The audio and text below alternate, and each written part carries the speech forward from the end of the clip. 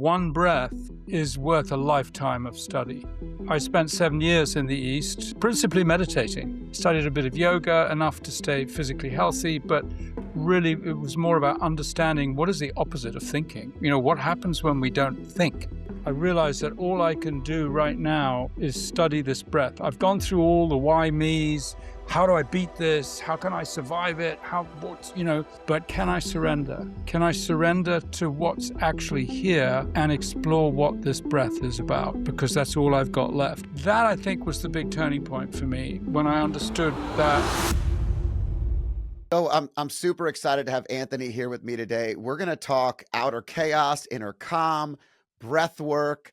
I mean, this is something I've always personally struggled with, Anthony. So I'm looking forward to learning from you, listening to you, and helping people like me slow down and find that inner calm. So thanks so much for joining me today. Hey, it's a great pleasure. I look forward to what we can unveil today together. Yeah, it's interesting because outer chaos, inner calm, just seeing the title of your book is something that, as we get older, I think we're more acutely aware of how much chaos so many of us are living in. And finding that inner calm is a journey that many people go on. What launched you onto this journey? What was the starting point for you and your storyline? Well, it really is to do with the last half of my storyline, although, of course, seeds would have been planted when I was a youngster. But I realized, and maybe this is as communications in the world have come much slicker, much easier, and much more agile than they used to be. I still ask myself the question, is it getting more chaotic, or are we just hearing more about the chaos? And it's somewhere between the two. I think both are partially true. But the major turning point for me was during my early 50s. I contracted an illness, and I'd already left behind my work. I had a very successful company in Italy where I was working with architecture and had about 300 people working for me, restoring buildings and finding beautiful old buildings for English and American people. And I just wasn't feeling like I'd struck gold. I did the mastery thing. We were the biggest in the country at what we did, but there was something that was dry. So I spent time in Asia. I left the company to run on its own, had it kind of sorted, and went to Asia, and I started to study meditation. And then I realized, oh my gosh, there's a whole part of my life that I've never had time for. And I spent 7 years in the East, and principally meditating. I studied a bit of yoga, enough to stay physically healthy, but really it was more about understanding what is the opposite of thinking. What happens when we don't think the way we think? Then what is it that occurs? And that was a deep study for me. And I became kind of reclusive because I was sitting on my own so much, but I knew I wanted to come back into the world in a more functional way, in a way that was more fulfilling. And then I got very ill, and nobody could tell what it was at the time, but the symptoms were really quite devastating. I went down to 58 kilos, which I think is probably about 130 pounds, something like that. And I looked like a 90-year-old man. I could just walk with a cane. And then eventually I was flat. I was in bed and I couldn't move. And I really couldn't move. I couldn't move my fingers. I couldn't move my arms, my legs, anything at all. Any movement would create pain spasm. And then that would create more pain spasms because of the contraction in the body. So I learned how even to breathe as if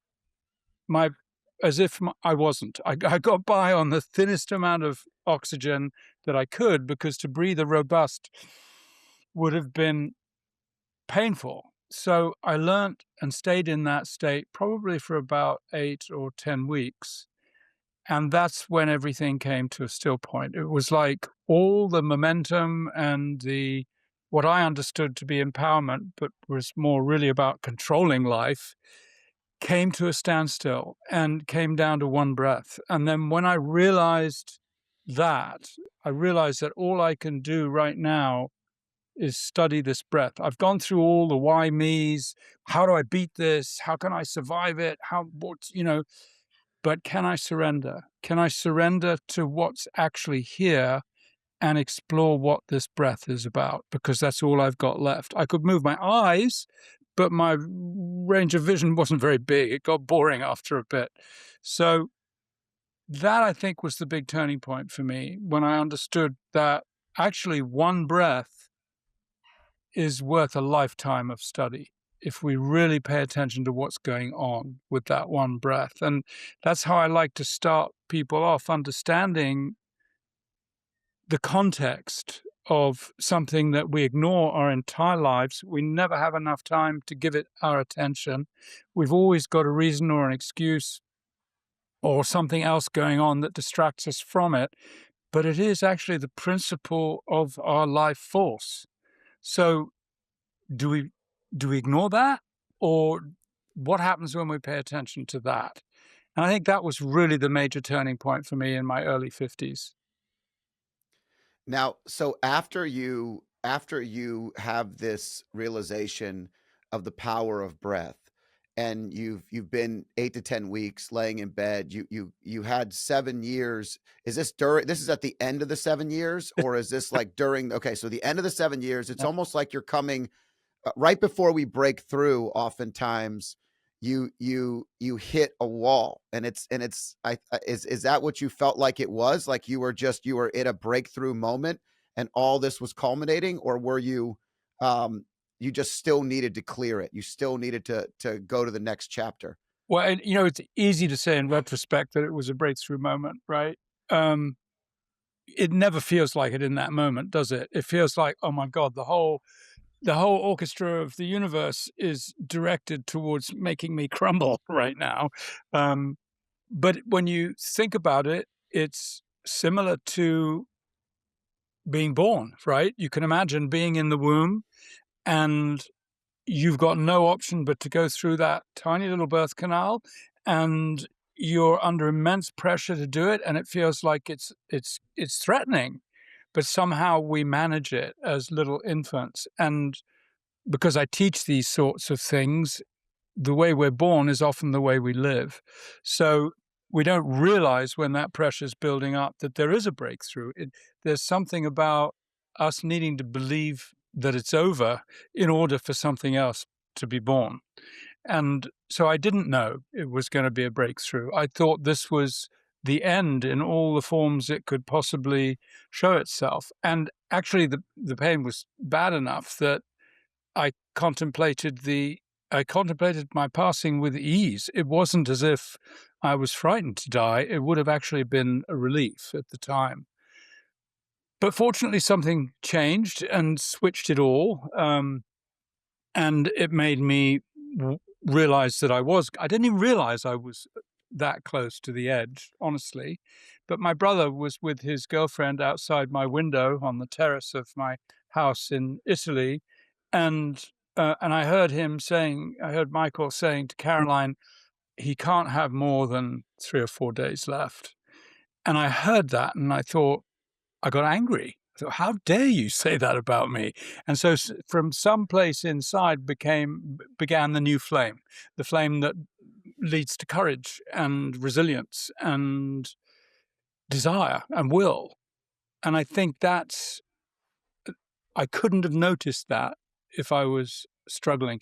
I think there was a good friend of mine that wrote a beautiful 5 or 10 word poem, which was, when I finally stopped squirming, God kissed my heart. And I think we live like that. We spend a lot of our lives squirming, right? We don't know, we think of surrender as weakness. We think that everything needs to be accomplished with will. But when you reflect on that one breath, you discover that my inhale is willful and my exhale is surrender. And I'm doing this 25,000 times a day, but we don't reflect on it that way. But when I understood that was opening the door to the discovery of really what one breath means, that there's a time where we can use our will to surrender. And I'd done that sufficiently that when I heard that voice coming through the window, it could catch fire. It could light the candle in my heart, if you will, my willpower. And I was infuriated by that comment. So I think probably sibling rivalry had something to do. I'm not Yeah. going to die before you do. You know, Is he your older or younger brother? he was older. Okay, yeah, so that's definitely Yeah. definitely sibling rivalry, Yeah. and it sounds like you made a shift from a surrender to death where you could see it to a surrender to life. Yeah. And what a big difference that Yeah. is. That surrender to living is something that is probably extremely challenging when you're that close to potentially seeing the other. It's very powerful. I love the way you say that because it embraces the paradox that we eventually get to face as we get older, right? Yeah, you're absolutely right. Surrendering to life. I've struggled with this in, you know, in the last several years. I feel like surrender has been one of the most impactful and powerful words to me in my life, and something I'm spending a lot of time reading about, learning about, because I think that the control and the chaos and all the challenges, just the sheer word high performance is one of those things where most people that are doing that are probably doing too much. We are doing more than we should in the areas we probably need to be focusing less in. No different than what you're saying.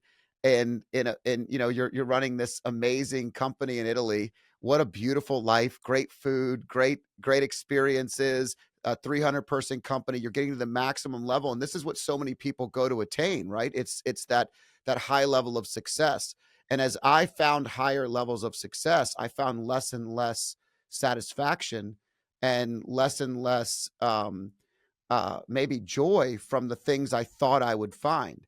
And so surrender became a word that the more I meditated on it, the more I prayed about it, the more I felt connected to the path that I'm supposed to be on. And it's very deep, but for me, it's very challenging because I've always been somebody that's controlled. And I've only recently started to focus on breath. It took taping my mouth shut at night to Right. be able to recognize that I wasn't breathing properly for many years. And just simplicity of those things that have started on a path, but it's so much more to discover. Yeah. Yeah. Well, it's great to have another breath advocate. Thank you for that. And hopefully people can be guided by your discoveries as well. Well, I'm trying. I guess one of the questions I had for you is for that person who's struggling to find that one breath, that surrender to living, where do they start? What do they do to go on the path to find it faster and not have to go through what you went through, or maybe what others have been through to get to the other side of that true surrender to life?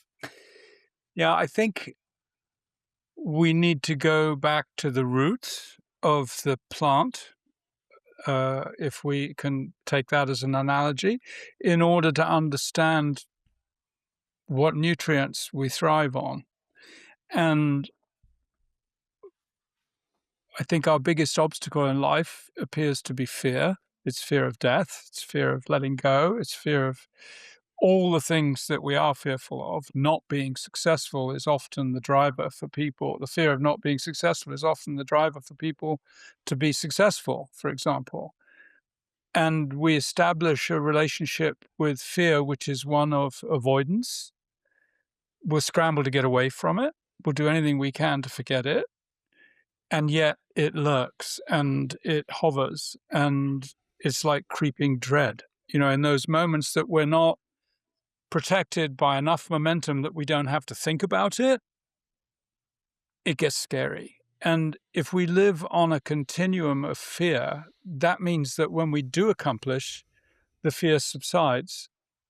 But how long does that last for? When you think, especially in today's world, where the corporate world especially, you can have success, but you're only as successful as today. Tomorrow, everything is at risk again. So it's very easy to go back to the 0 point, which is full fear motivating my actions. And then I'm living on that continuum that when I'm successful, I can have maybe 0 fear for a moment or two, but whenever I'm on the road to it, I'm whipped by this threat behind me that makes me keep going. And so I think we get to examine, when I say the roots, why has fear become such a tormentor to us? And is it, and I see every day in my work, of course, I have the benefit of experience of seeing people who, when they're guided to develop relationship with their fear, that it's not so frightening. In fact, it's got a lot of good messages. Let's remember, fear is what stops us putting our hands in the fire twice. It stops us running out in the road without thinking about it before we do that. So there's a lot of good there. How can we develop an intimacy with these emotions that we find threatening, like anxiety, fear, survival instincts, all of these things? If we can develop relationships with them, we can be much, much more at ease. So instead of living on this, tethered to this continuum of less fear or more fear, we begin to understand, well, yeah, fear can come, but I can also sit down with it and say, okay, what's the deal here? What is it you need? Instead of making me do things, what would it look like if we work in partnership and I admit you in my life instead of denying you in my life? So when people say, hey, you're frightened, especially as a male in the playground, what are you going to do? You're going to muscle up, right? So Right. that's our response to being judged as fearful, instead of, yeah, I'm frightened. I'm frightened. And then you look at how that plays out in your relationships, because you're actually telling the truth. Most of us are frightened. And when we bring that into our own awareness, then other people around us will understand as well, okay, this is a problem. Until we transform this into something positive, it's a problem. Now, how can we do that? And then we can start to work step by step to incorporate fear rather than try deny it's there. It's really interesting as you were talking, and we go back to that surrendering to death versus life. I keep going back to thinking about, one of the first turning points of surrender is no longer fearing death, but it's only the beginning. If you're going to really get to the next level, I don't think I have any fear for death. I genuinely was on a plane a couple of weeks ago. We hit severe turbulence. The people around me are screaming. It's a pretty chaotic situation, but it's not really chaotic in that in my brain I had this peace where I didn't have fear. And but what's interesting, as you talked about fear, I'm thinking, okay, what are you fearful of? And maybe it's the fear of actually living, of slowing down, of not having to be so active or Yeah. busy. These are the things that's a lot scarier sometimes than the first, which is what you were facing as you were laying on the bed and you heard your brother get under your skin. It's just interesting to me because I think about this a lot, and that just kind of formulated it for me in a pretty clear way. Yeah, thank you. I think, what, so a lady said this to me when I was in the East. I was talking about mastery. I was in my 50s, and I was like, I was coming back out of this period of meditation, and I was like, I'm going to master this thing called life. And she looked at me, she said, well, mystery is the antidote to mastery. And I was like, huh, really? There's nothing bigger than mastery, surely. But as I sat with that, and then when I got kicked, up the backside with that illness, I got it, because I was one veil away from the mystery of death. I was so close to it, and it melted. It melted every accomplishment I'd ever made. It melted them into some kind of like something forgettable, something that I could let go of. So I think beyond mastery then becomes, especially as we contemplate going into the last half of our life, negotiating the uh, from the pedestal, from the ego pedestal of what mastery might mean, into the humility and the atonement and the forgiveness and the things that can come afterwards that really do prepare us for our last breath, is a wise thing to do. Certainly feels right for me. Yeah, isn't it interesting that the older we get, the wiser we become and the more we realize we just don't know anything, and the mystery and curiosity is the best part, and we spent all that time in our early days trying to show everyone in the world how successful we could be, how much we knew, how Yeah. and the more you get into a mastery level is the higher level of curiosity and mystery Yeah. that you're describing, that's the next level, the level of seeing. It's like sitting with somebody who's been doing what you've been doing your entire life, whatever it is in your career, and they're 10, 20 years ahead of you, and they look at you and talk to you and ask you questions and are curious about your life in a way like it's the first time they've ever heard it. And you don't see this very often, but when you do, it's the person that's worth listening to versus the person that's telling you everything that you need to be doing because they're not curious at all Yeah. anymore. And that mystery of life is such a great analogy. And it will stop you in your tracks. I've often talked about walking the Camino or taking time, doing a sabbatical, like having this, and never, ever actually taken steps to do these things. So I'm embarrassed at that. But I need to do this in my life, and it's going to be there. But I also know, to your last point about the preparing for the last breath, you know, I've done 4 eulogies of all 4 of my grandparents. I talk about on the show every once in a while, and it presents itself. And never at those eulogies, never did I describe the work they did. I talked about who they loved. I talked about how they Yeah. loved. I talked about Yeah. what they loved and what they spent their time with and how they made us feel. Yeah. And the things that we spend so much of our time doing are the very things that nobody gives a damn about when you're gone. Yeah. And that's such a it's such a crazy realization. Yeah. Yeah. Wow. That's so powerful. And here we are living life and measuring what we've done in order to feel worthy. We're trying to get away from that awful fundamental belief that we don't belong or we're not good enough and we're scrambling. That's just a beautiful result, though, to think of those 4 eulogies and to allow them to soften the rigidity with which we look at life and how hard we are on ourselves too.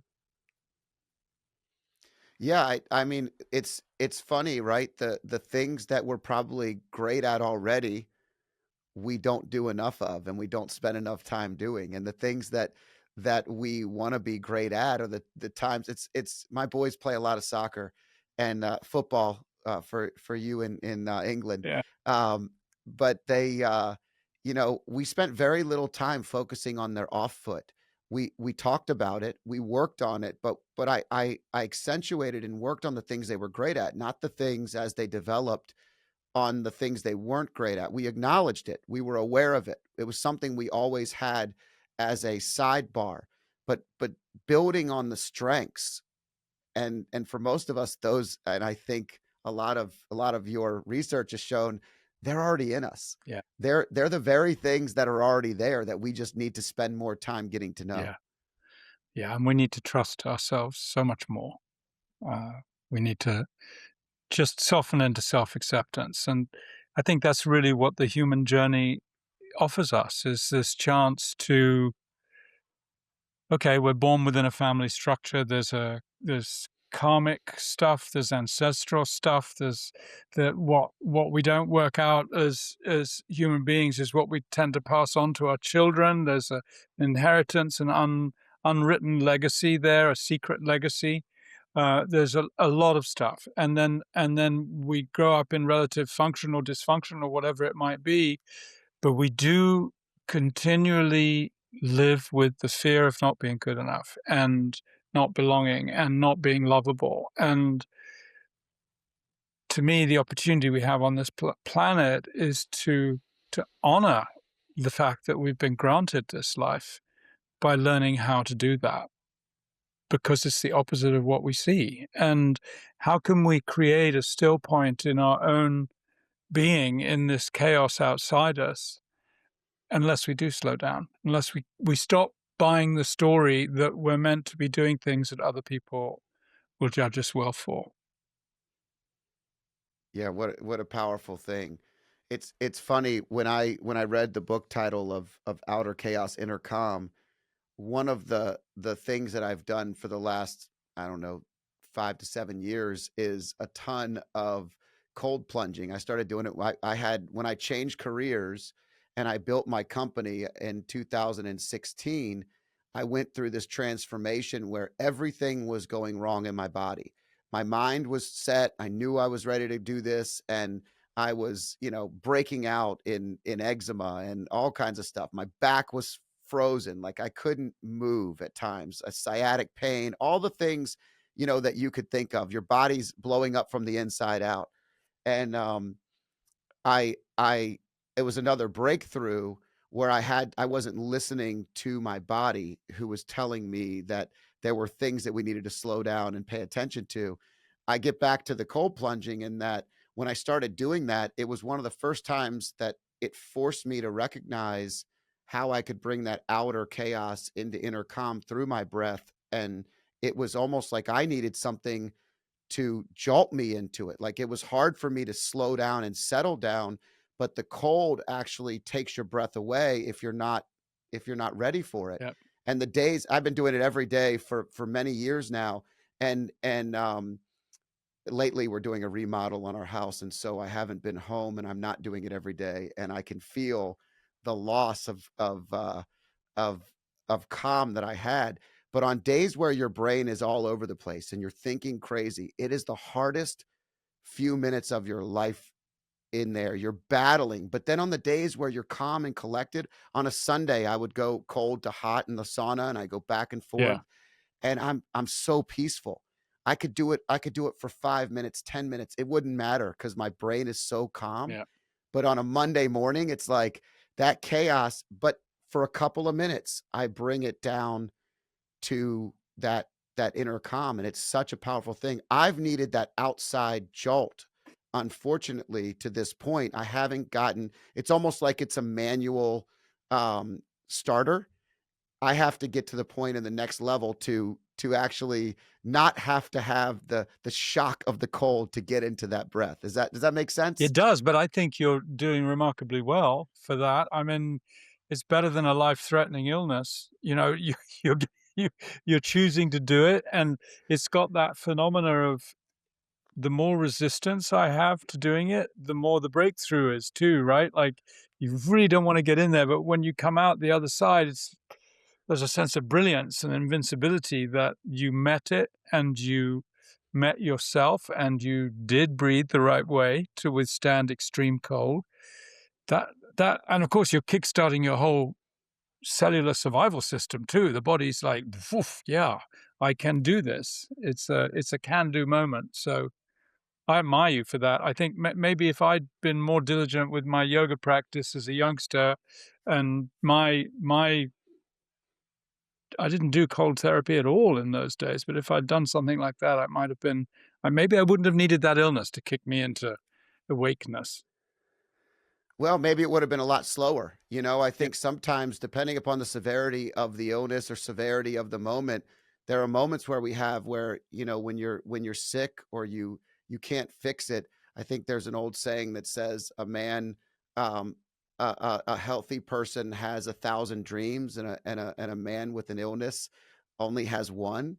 And it's to get better, right? And I'm not giving the perfect that's not the perfect version of it, but the point is that sometimes we need that shock to catapult us in. And I'm more of a slow learner, so it has helped, but I also know there's levels to go. And so it's really when I found cold therapy, I think it was one of those things that showed me something that I wasn't willing to slow down enough to understand on my own. Yeah. So the walking of the Camino, or the taking of the retreat, or separating for 7 years, I can't even imagine. I could barely do 7 days in my life. So, that's a definite thing that is powerful. It's small moments that are probably elongating the breakthrough. Yeah. Yeah. Well, yeah, and also in a way, I it's more organic. I mean, it's shocking to go into cold water, but to do something repeatedly is one of the significant ways we can alter our subconscious is by repetition. So that's why I like the use of breath, for example, when we're consciously choosing to use our breath to change the way we see things, it has the same effect. It can also reach our subconscious. And another alternative is impact, which is what happened to me when I got ill. It was so impactful that it didn't just stay in my conscious awareness. It went way below the line back into my childhood and things I thought were normal, and helped me understand that they're not natural. Natural is normal. Get back to natural and redescribe what normal means to you. So I think the other thing with chaos in the outer world, something significant, is that we use this expression, what you said really resonates with me. And we don't perhaps consider how deep a statement that is. If I've got two guitars here, you can see there's one there and there's one right there as well. And if I was to play the bass string on one of those guitars, the other guitar would reverberate. And that is the principle of resonance. That's why glasses break when opera singers find the right note. They get the glass to resonate with the vibration of their voice, and it vibrates to the point where it can't stay together. It disintegrates, it shatters. And that, I believe, is why we're so susceptible to the chaos, because it agitates us. And we start to vibrate. And this, I don't mean to be woo-woo, but our body is vibrating. Each organ has its own vibration. Our entire body has an average vibration. The universe itself has a vibration of 7.85 hertz. So when we allow that chaos to resonate inside us, we're going to become chaotic. We're going to become responsive to it. We're going to correspond with it. We're going to co-respond. We're going to give the vibration back. And so other people in our lives are going to pick up on that, and they'll get resonant with the same chaos, and they'll begin to support our own chaos. And so as a society and a culture, we live in a state of chaos all the time. So what does it take to stop being susceptible to that outer influence? Because it doesn't matter in this example of my two guitars, which one I play, the other one will resonate. So if I then change the vibration in which I live, and we heard about this in the 60s with the Beach Boys, right? Good vibrations. It's kind of cute, but it was Yeah. true. Someone was connecting to something pretty real there. So if I can change my vibration into one of just being present and one of being careful, caring, and alert, then that's what I will influence around me. So it's not just about protecting me from the outside, it's about becoming a positive, inspirational influence for other people as well. And that's really what the book is about, is how do I get to the grassroots of who I am, and how can I redescribe the way I want to be, to take this moment of consciousness, to use, as Bruce Lipton says, this 5% of consciousness to really rearrange the subconscious. How can I reaccess those programs those scripts I've been living my whole life that have got me into trouble? The times I know I shouldn't say something, but gosh darn it, I'm going to say it anyway, that I can really bring some ease to this inner being of who I am and watch what happens, that there is a natural uplift, that there is a natural resonance that you ignite in other people, and your relationships get deeper and better, and your work life gets not just more successful, but more fun. You're off that fear paradigm continuum and looking at some of the other things that the sooner we discover them, the more wholly human we become. Those things like I spoke of atonement and forgiveness. And another wise statement my brother said to me, I thought, was, why is it that people in the first half of their life, why is it that people in the first half of their life are boasting, and then in the last half of their life having to keep their boasts secret? There's something in that paradox of life that I think Rod Stewart mentioned that in a song. I wish I knew when I was 12 what I know now. The paradox of we have to go through the mud. We've got to go through the mud to learn that the things that we did as youngsters were not really about living life in the best possible way.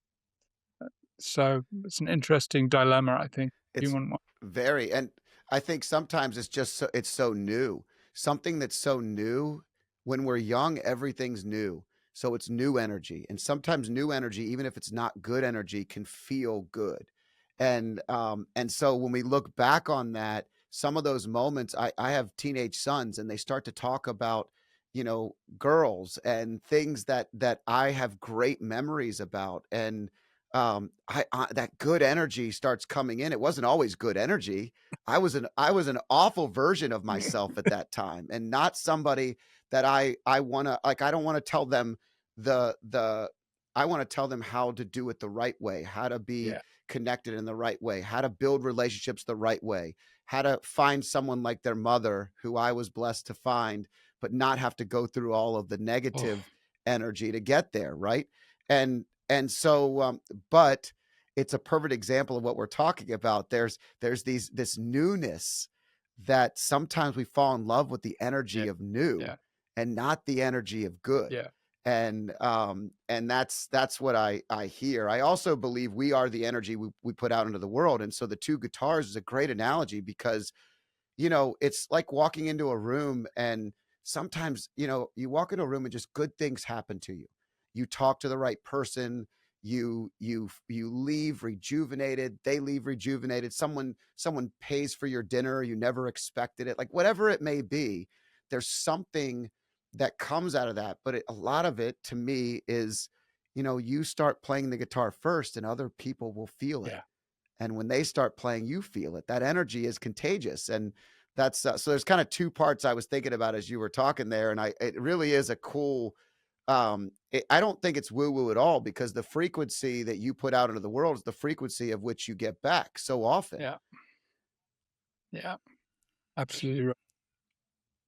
Yeah. And I think the frequency that we see in the chaotic world is that I always want something I haven't got. It's like becoming ferret energy or rat energy, like inconsistent, darting around, trying to grab, trying to steal, it becomes the currency of the world that in order for me to have, it means someone must not have. And and then we suffer because of that, and generally blame the outer world because of that. But until we understand what you just said, that the way we are will influence what our world is like, we're gonna be the victim, and we're the victim of circumstance, and we move away from being the co-creator of life. And we think that control is the way that we can live a full life. I need to control it.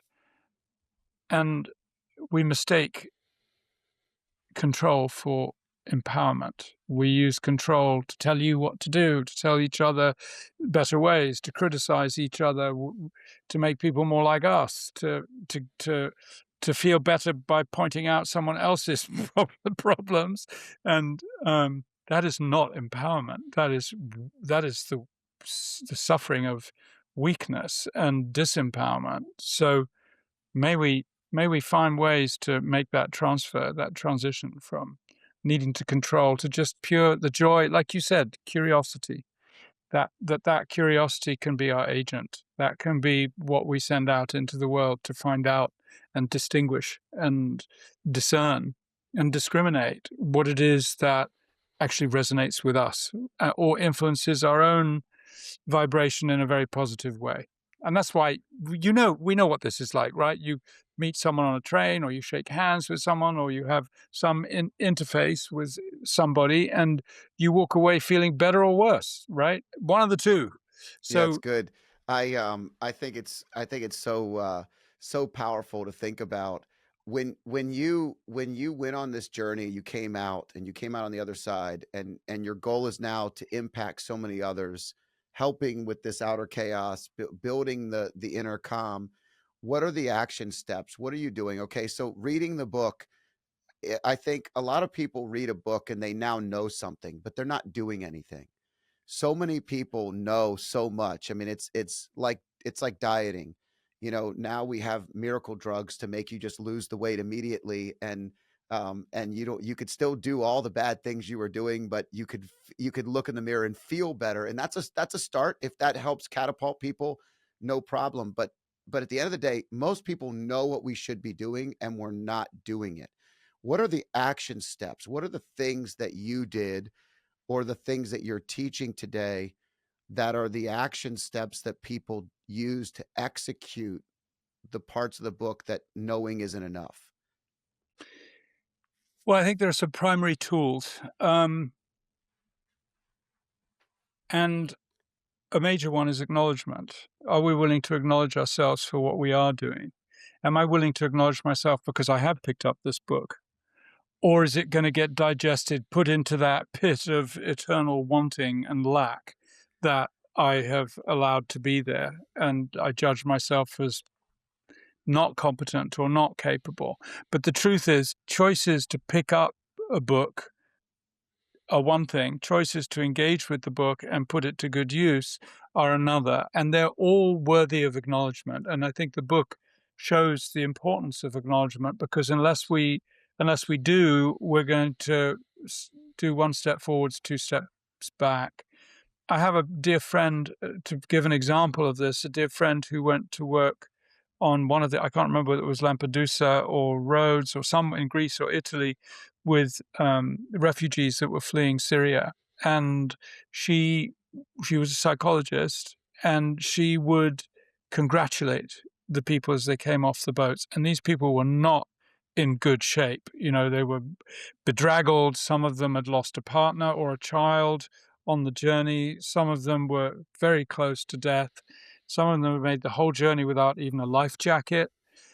And the way she would welcome them was to say, I so admire your courage for what you've done. You are an absolute hero for the choices that you've made. Welcome. And everybody else, of course, was just giving them blankets and hot coffee or whatever it was, and put them into their allocated place and so on. The people that she offloaded the boats were the quickest ones to integrate, because they had a sense of self. They had an appropriate sense of self. I mean, that is a miracle, to leave a country, pay money to someone you don't even know and trust, get on a boat if you're lucky, lose people around you, and make it across an angry sea to a nation that you don't even know might just send you right back again. That's a hero's work. And unless we acknowledge the hero that exists in each of us, we really don't have a foundation to build upon. So I think acknowledgement is so critical, and it begs the question, what could you acknowledge yourself for appropriately right now that you're not acknowledging? We've all got that inner critic, right? We've all got that inner judge that wants to thrash us and reduce us to jelly. But, but what about an inner ally that's going, hey, you're actually okay. This is a human struggle. Life is not necessarily a bed of roses or a bowl of cherries. It's what we make of it. And so acknowledgement, I think, is the first primary step to invite us into co-creativity with life, rather than suffering life's arrows of misfortune. And then, of course, I think also, I don't know how much I speak of this in the book, but the book invites people, even in the introduction, to join a community of other people that are reading it. I don't understand why people, when they read these books, you kind of have to hide it from your wife because she thinks maybe you're ill or something's wrong with you because you're reading it, or you don't talk about it with your friends because they haven't chosen that self-development might be an option for them. So maybe you feel a sense of shame to share it with people. But what I find, and the way we teach, is always in community, because you understand that you're not so alone. You understand that that darkest part of yourself that you're most shameful of actually exists in each of us.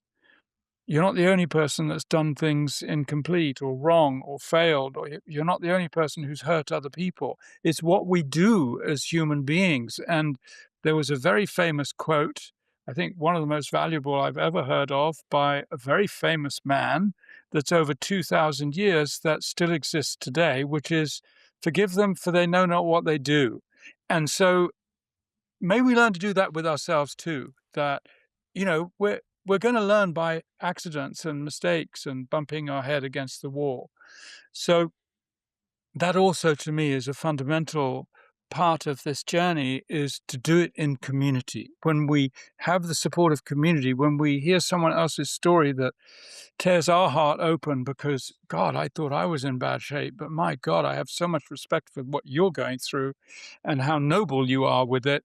We then transform this thing called suffering into noble suffering, into useful suffering, into something that gives me the building blocks that I can use to not dominate life, not control life, but actually co-create with this incredible life. And of course, I haven't used the word breath here, but breath is our fundamental life force. So it's either the bricks or the glue, whichever way you want to look at it, but it does come back to using our breath consciously.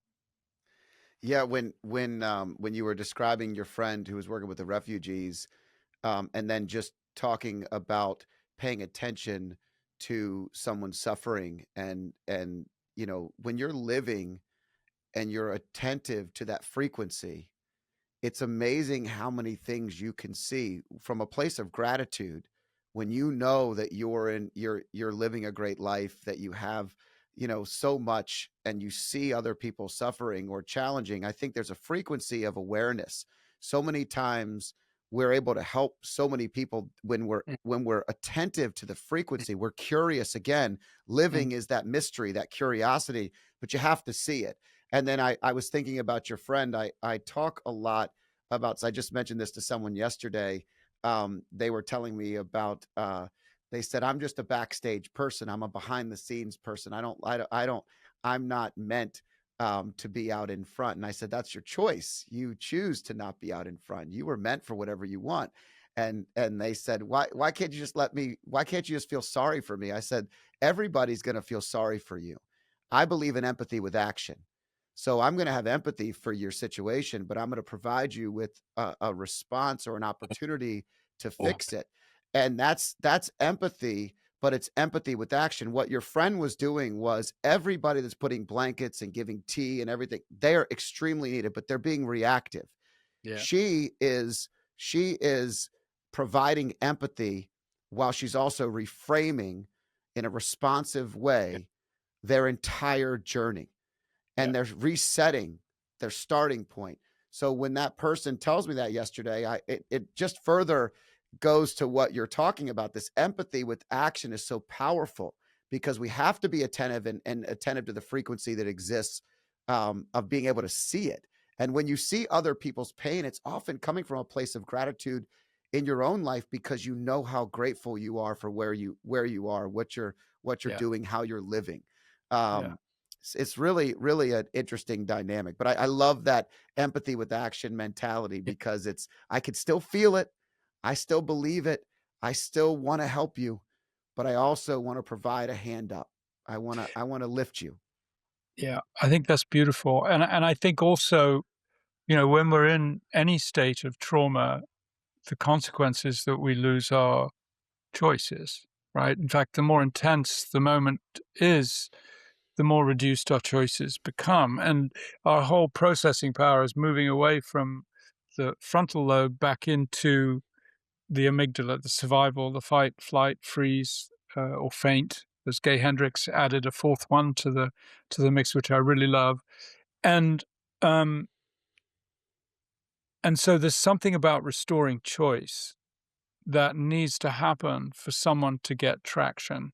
They've got to get choice. So to me, it's the acknowledgement for the choices that they've made that reminds them that they were actually causative in the situation that they're in. Otherwise, when I said, why is it that everybody that wants what they haven't got, when actually they've got exactly what they ordered? And what is our human journey to taking responsibility and understanding that? Because I make millions of decisions to be where I am today, trillions of choices I've made. If I'd made one choice differently, I wouldn't be where I am today. So what's the choice I can change to create a different outcome in my life? And I think that's irrefutable, because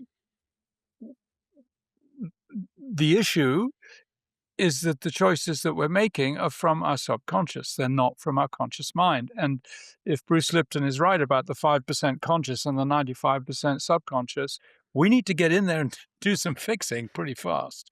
And again, things like vibration, repetition, sound, breath are much better than impact. Even Y- even cold water impact. If you can breathe, it's going to be easier to reinform the subconscious while you're doing it. Yeah, it's so interesting how things that impacted us from an age sometimes of under 10 control the rest of the 90% of your life and the decisions, and you spend your whole life going back, and your parents do our parenting. I told my brother the other day, he has two kids under the age of 2, and I send these messages all the time like, hey, I just want to tell you guys, you are imperfect. It is an imperfect it is an Yeah, imperfect yeah, position. Your yeah, children may not know it. They look to you. You are their hero. You are everything to them right now, but you're going to make mistakes. You're going to learn from them, but the majority of the time you're going to make the right decision. And you got to just know that. And as we go, we continue to do that. I still do it with my kids. And they're at the ages where they think I make more bad decisions, I think, than I make good decisions because they're teenagers. yeah, So, but I think it's that concept of understanding that this subconscious is framing so much of our lives, and how do we get in and forgive ourselves and clean it up. I always believe that we are right where we're supposed to be. So wherever we are right now, this is exactly the journey that you're supposed to be on. You are right where you're supposed to be today. Now, what do we do to move forward from there? How do we choose the path yeah, that yeah, X, and you if you've had a good journey, you had one hell of a journey that you've already laid out. You decided to exponentially change, but you always exponentially grew. You grew a huge company in a different country. yeah. One of my favorite countries, by the way. What an amazing place. I that is When you said that, the first thing I said is, "Oh my gosh, I have so many questions. I just want to know more about living in Tuscany and Italy for all those years, replacing buildings. What a great place." When I go to Italy, it's funny. My wife doesn't. We have this discussion often because I want to go multiple times a year, and she doesn't like to travel. I shouldn't say that. She loves to travel. She doesn't like to travel as much as I do, and so I'm an adventure seeker, and she's very comfortable with home, and I'm not as always comfortable being just being in general, but just being home. So but when I go to Italy, something shuts off in me. It's like this slower pace. The meals, it reminds me of home. It reminds me of all the things I love. So I don't know if you had I that same experience or not, but Well, I have to have a giggle because two things. First of all, I think if you can start a business and have a successful business in Italy, you can do it anywhere in the world.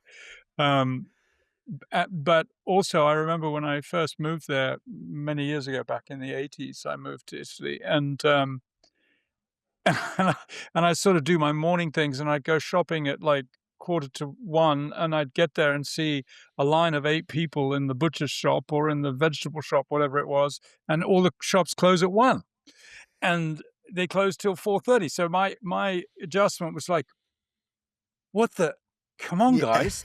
You're in business. You should be open all day long," but they stop and they eat, and then the restaurants open and they close at 2:30. You can't go in at 3:30 to a restaurant and get a meal. I'm like, "Come on, guys. This isn't how the world lives." But these are absolutely the reasons that you mentioned. Things slow down. Things get more human. You could knock on 10 people's doors in Italy with a bowl and ask for food, and 9 people will give you food. In England, you couldn't do that. They wouldn't even open the door. So there's something about, I don't know, countries that seem to have less civil structure have more heart. And Italy definitely wins on the heart scale. They're very warm, dramatic, caring people. And I think that weighs a little bit more than the inconveniences of trying to run a business there. That's for sure. Yeah, Mo, my grandmother was Sicilian, and so she was first generation, and so I look when I go over there, I also feel a sense of familial love. Like there's this the beautiful thing about America and England is you have this melting pot of all these cultures and people and diversity, and it's a beautiful, beautiful thing. There's also something to going home and feeling the way you were brought up, things Yeah, that have resonated with me my whole life, food being the number one most important thing yeah, yeah, in our lives. I mean, I've gone to full lunches with my mom, and then we've gone to a winery, and she's bought snacks the second we've walked in, and I'm like, "Mom, we just ate lunch." She's like, "Everyone's going to want a snack here in a few minutes." I mean, it and all of us end up eating the snacks. It makes yeah, no difference. We don't even need it. But that there's a love that comes from the acts of service yeah, there that you're used to feeling. And in a place like that, it also gives you when you're at home, you let your guard down a little bit more. yeah, And so I think there's also some people start to feel that family environment, and they all kind of just it comes off their shoulders a little bit. And, yeah, people like us need structure where things just shut down. yeah, We need a timeline, a deadline, because frankly, I'm going to push right through the deadline. I'm going to walk up and be like, "Hey, listen, I know we check in at 4 o'clock, but it's 11 a.m. I'm sure there's a room available. Is there any opportunity?"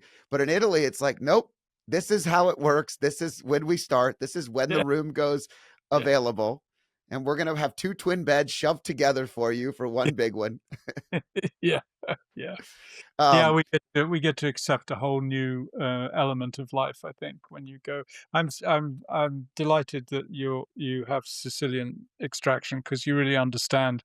You could tell just talking about that familial thing that you mentioned is so true. There's something about the the inner being that can relax a bit more. It feels like someone's got this.